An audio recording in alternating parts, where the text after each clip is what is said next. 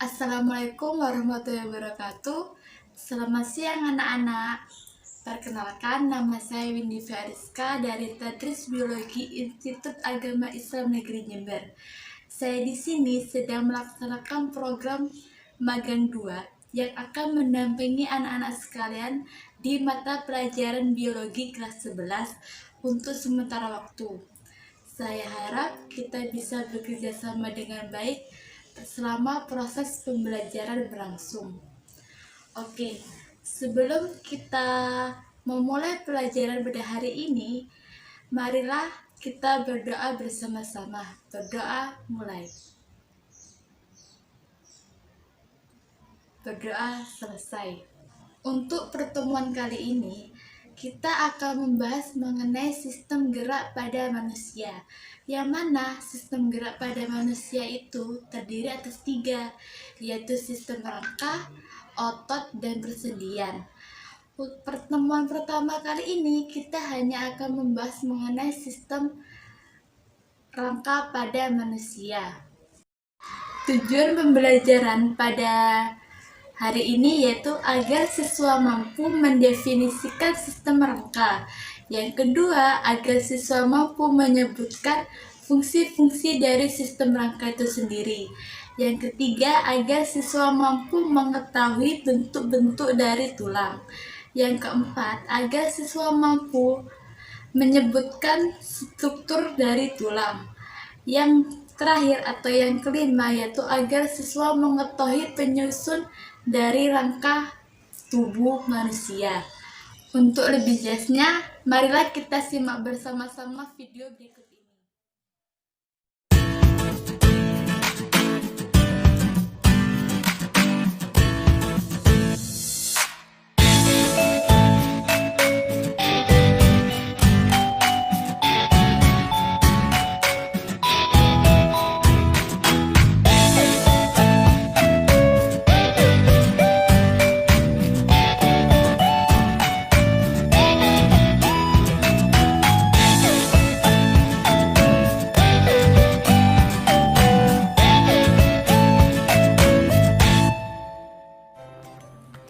Nah, yang akan kita bahas kali ini adalah sistem gerak pada manusia. Sistem gerak pada manusia tersusun atas rangka, otot, dan juga persendian.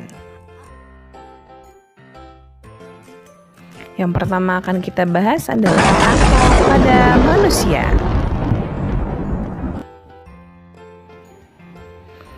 Rangka pada manusia itu adalah alat gerak pasif. Fungsi rangka antara lain adalah untuk menopang dan membentuk tubuh, tempat melekatnya otot-otot, dan juga sebagai tempat pembentukan sel-sel darah. Berdasarkan bentuknya, tulang terbagi menjadi 3. Yang pertama adalah tulang pipa. Tulang pipa memiliki ciri panjang, memiliki rongga di tengahnya yang disebut dengan sumsum. Contohnya adalah tulang paha dan tulang lengan. Bentuk tulang yang kedua adalah tulang pipi. Cirinya pipi dan seperti lempeng. Contohnya adalah pada tulang-tulang tengkorak yang membentuk kepala. Bentuk yang ketiga adalah tulang pendek. Ciri-ciri tulang pendek adalah bentuknya kubus atau tidak beraturan dan pendek. Contoh adalah pada ruas-ruas penyusun tulang belakang. Berikut ini adalah struktur tulang pipa.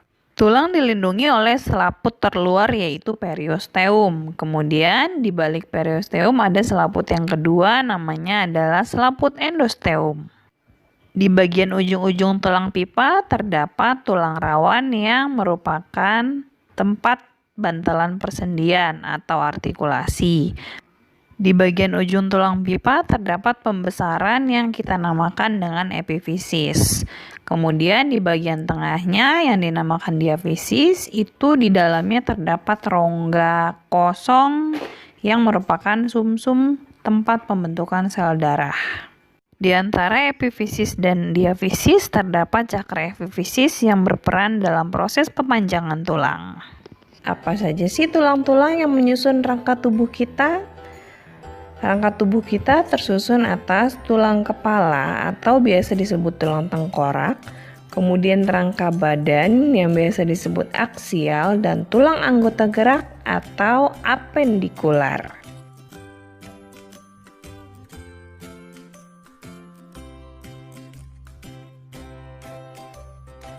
Yang pertama akan kita bahas adalah tulang kepala atau biasa disebut tulang tengkorak atau tulang kranium. Ternyata tulang tengkorak kita terbagi atas banyak tulang-tulang pipih yang disambungkan oleh persendian. Apa saja tulang-tulang penyusun tulang tengkorak kita? Yuk kita lihat satu persatu. Yang pertama adalah tulang dahi atau biasa disebut dengan tulang frontal. Lalu ada tulang rahang bawah yang biasa disebut mandibula. Dan ada tulang rahang atas atau maksila. Ada juga tulang oksipital yang melindungi kepala bagian bawah belakang. Lalu tulang temporal yang biasa disebut dengan tulang pelipis. Dan tulang parietal yang melindungi kepala bagian belakang bagian atas.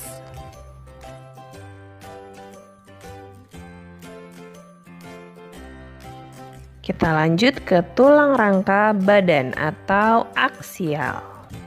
Rangka aksial ini terbagi menjadi ruas-ruas tulang belakang, tulang rusuk dan tulang dada, gelang panggul, serta bahu.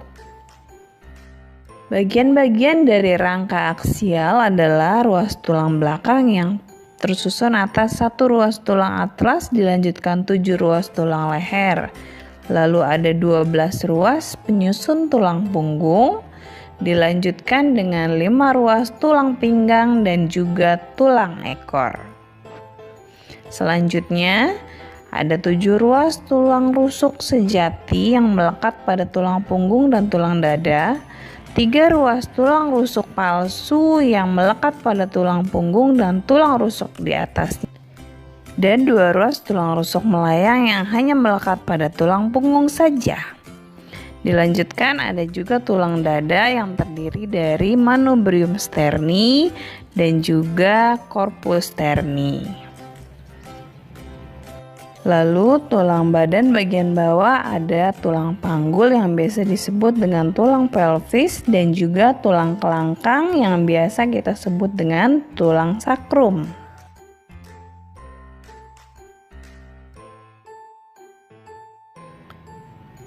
Selanjutnya kita masuk ke tulang anggota gerak atau biasa disebut dengan apendikular. Yang pertama ada tulang paha atau biasa disebut femur. Lalu ada tulang betis yang biasa disebut fibula. Dilanjutkan ada tulang kering atau tibia. Dan ada pula pergelangan kaki, telapak kaki, serta ruas-ruas jari. Lalu naik ke tulang gerak bagian atas, ada tulang lengan atas yang biasa disebut humerus. Dan lengan bawah yang terbagi menjadi tulang hasta dan tulang pengumpil. Tulang pengumpil disebut dengan radius, tulang hasta kita sebut dengan ulna. Serta tulang pergelangan tangan, telapak tangan, dan ruas-ruas jari. Materi selanjutnya yaitu kelainan pada tulang. Salah satu contohnya yaitu ada fraktur. Fraktur dibagi menjadi 4, yaitu ada fraktur sederhana, fraktur kompleks, fraktur granitik, dan fraktur remuk. Kelainan pada tulang belakang dibagi menjadi 3, yaitu ada lordosis, ada skoliosis, dan yang terakhir ada kifosis.